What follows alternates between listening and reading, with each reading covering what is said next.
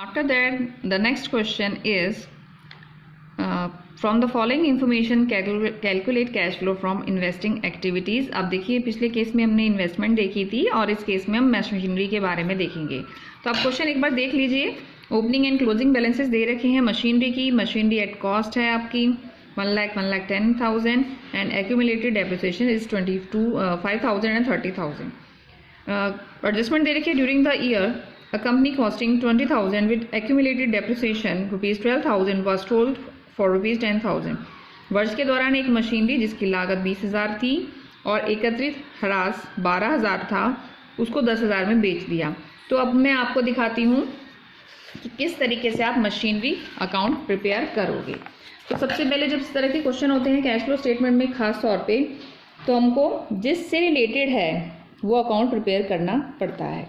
ठीक है, जिससे बात हो रही है मशीनरी अकाउंट की, तो बनाने का तरीका ठीक है वही सेम पर्टिकुलर आपको हमेशा ही ध्यान में रखना है। पर्टिकुलर्स एंड जो अमाउंट वाला कॉलम है उसमें बार बार वो बताने की भी ज़रूरत नहीं होनी चाहिए, क्योंकि कई बार जर्नली क्या करते हैं बच्चे छोड़ देते हैं उस चीज़ को, तो इस चीज़ का आपको ध्यान में रखना है। अब क्योंकि क्वेश्चन मैंने आपको दिखा दिया है और मैं PDF भी आपको सेंड कर दूंगी उसमें, जिसमें आपको क्वेश्चन आपको रीड आउट हो जाएगा। टू बैलेंस ब्रॉड डाउन, ठीक है, किसका है बैलेंस ब्रॉड डाउन? मशीनरी का आपको मैंने 1,00,000 और 1,10,000 बताया था जब मैंने रीड आउट किया था। तो ओपनिंग बैलेंस दे रखा है 1,00,000 रुपीज़। जब हम अकाउंट प्रिपेयर करते हैं हमको इस तरह से बनाना है, थोड़ा सा स्पेस छोड़कर बाय बैलेंस कैरी डाउन। कितना दे रखा है उसका ओपनिंग एंड क्लोजिंग दे रखा है 1,10,000 दे रखा है। ठीक है, अब उसने कहा था कि 20,000 की जो मशीनरी थी, ठीक है, उसको उस पर जो डेप्रिसिएशन है एक्यूमुलेटेड डेप्रिसिएशन 12,000 था और जिसको 10,000 में सेल कर दिया, यही कहा था उसने।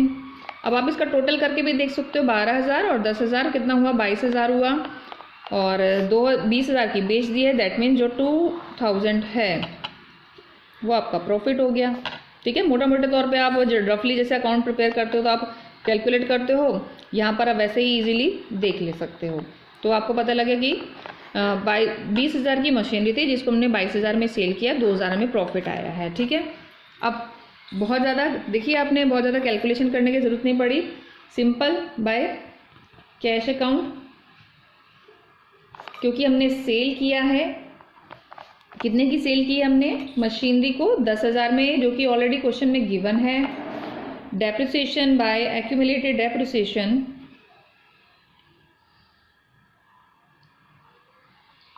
वो भी आपके क्वेश्चन में गिवन है। एक्यूमुलेटेड डेप्रिसिएशन अकाउंट 12,000 देखिए दे रखा है, यहाँ पर मैंने मेंशन किया है एक्यूमुलेटेड डेप्रिसिएशन, और सेल्स भी दे रखी है। अब क्योंकि हमको पता लग गया है, हमने सॉल्व किया है, तो कैलकुलेशन करने से स्टेटमेंट से पता लग गया। Statement of profit and loss of profit and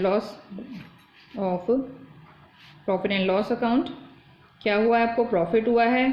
अगर प्रॉफिट है तो इस साइड आ जाएगा और अगर लॉस है तो इस साइड चला जाएगा। 2,000 का आपका प्रॉफिट हो गया है आपको। अब आप कैलकुलेट कर सकते हो अपनी आइटम्स को। टोटल हो गया है आपका 1,32,000 का। यहाँ से क्लोज कर दोगे आप इसे, यहाँ पर आप लिख लो कि 1,32,000 और आप इसका जो बैलेंसिंग फिगर है उसको आप लिख दोगे टू कैश अकाउंट, क्योंकि आपका वो नेक्स्ट एसेट के परचेज के लिए काम में आ जाएगा और आपका बैलेंसिंग फिगर में है, तो कैश अकाउंट परचेज 30,000। ठीक है, क्लियर हुआ machinery account. The second account is accumulated depreciation account. जो सेकेंड एडजस्टमेंट होगी आपकी एक्यूमुलेटेड डेप्रिसिएशन ऑन मशीनरी। देखिए कैश फ्लो में जो सबसे मेन अकाउंट्स प्रिपेयर होते हैं वो आपका मशीनरी अकाउंट या प्लांट का ही होता है, जो मैक्सिमम प्रिपेयर कर रहे होते हैं आपको क्वेश्चन को सॉल्व करने के लिए। वही सेम प्रोसेस पर्टिकुलर, क्योंकि जैसे मैं लिख रही हूँ मैंने भी आदत डाल रखी है, उसी तरह आपको भी लिखना है। इसको छोड़ना नहीं है कि आप डायरेक्ट क्वेश्चन करना स्टार्ट हो जाते हैं। ठीक है, अब क्योंकि एक्यूमुलेटेड डेप्रिसिएशन इसके बारे में भी दे रखा है कि मैंने आपको बोला भी था। अब हमको ये चीज़ ध्यान रखनी है जब आप अकाउंट प्रिपेयर करते हो कि यहाँ पर तो हमने डेप्रिसिएशन लिख दिया है, ठीक है, यहाँ पर तो डेप्रिसिएशन लिख दिया है, और यहाँ पे हमें क्या लिखना है कि जो हम इस डेप्रिसिएशन अकाउंट में डाल रहे हैं वो एक्चुअली बिलोंग्स कहाँ से कर रहा है, तो बिलोंग किससे कर रहा है, मशीन से, क्योंकि वो मशीनरी का डेप्रिसिएशन अकाउंट प्रिपेयर कर रहे हैं, तो हमें इसको मशीन अकाउंट के नाम से ही लिखना है, ना कि हम डेप्रिसिएशन में डेप्रिसिएशन नहीं लिख सकते हैं कभी भी, ठीक है। कि जिस आइटम से रिलेटेड है, जिस एसेट से रिलेटेड है, वही एसेट लिखी जाएगी। अगर ये मशीनरी से है तो मशीन अकाउंट लिखेंगे। 12,000 यहाँ में बताया था मैंने आपको 12,000 है, ठीक है। अब 12,000 है, क्वेश्चन में आपको दे रखा है सेकंड एक्यूमुलेटेड डेप्रिसिएशन का क्लोजिंग बैलेंस, एक्यूमुलेटेड डेप्रिसिएशन 25,000 और 30,000 का क्वेश्चन में गिवन है, ठीक है। आप क्वेश्चन में देख सकते हो वो गिवन है, तो हमको क्या करना है, ये तो हमने लिख लिया कि कहाँ से कितने डेप्रिसिएशन लगा है उस मशीनरी पर। अब जिस तरह से जो मशीन अकाउंट है उसमें हम इस तरीके से चलेंगे, ठीक है, इस तरीके से जा रहे हैं हम नीचे अपवर्ड टू डाउनवर्ड। अपने डेप्रिसिएशन अकाउंट में हमको रिवर्स में चलना पड़ेगा, उल्टा चलना पड़ेगा। तो हमको क्या करना है, जो ओपनिंग बैलेंस है वो यहाँ लिख लेंगे हम अपना, टू बैलेंस ब्रॉट डाउन कितना है, क्वेश्चन में गिवन है, यू कैन चेक, जब मैं आपको भेजूंगी 25,000 है, और यहाँ पर आप अपना balance carry down closing balance लिख सकते हो 30,000 जो कि क्वेश्चन में दे रखा है। टोटल कर लो आप, सिंपल 42,000, ठीक है। अब इसका बैलेंसिंग देख लो आप, सिंपल है, बहुत ही इजी क्वेश्चन है कैश फ्लो स्टेटमेंट में, क्योंकि बहुत ज़्यादा मुश्किल क्वेश्चन होते भी नहीं हैं, ठीक है।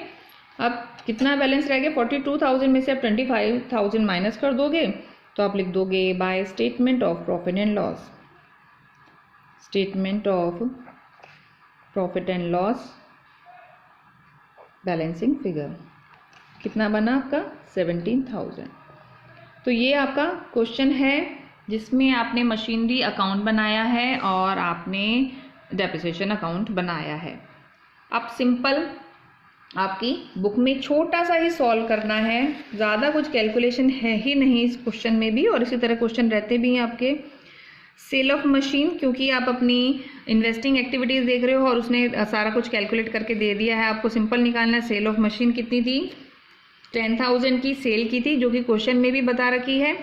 परचेज ऑफ मशीन 30,000 की, वो कौन सा है, कौन सा बैलेंस है, परचेज ऑफ मशीनरी, जो मैंने आपको सॉल्व करके दिखाया था to cash account purchase balancing figure में भी आया था हमारा 30,000।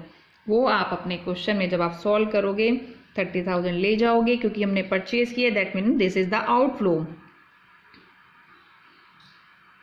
Outflow of cash 30,000। तो आपका क्या हो गया, net cash used in investing activity 20,000, आपका आंसर आ जाएगा। क्लियर है यहाँ तक?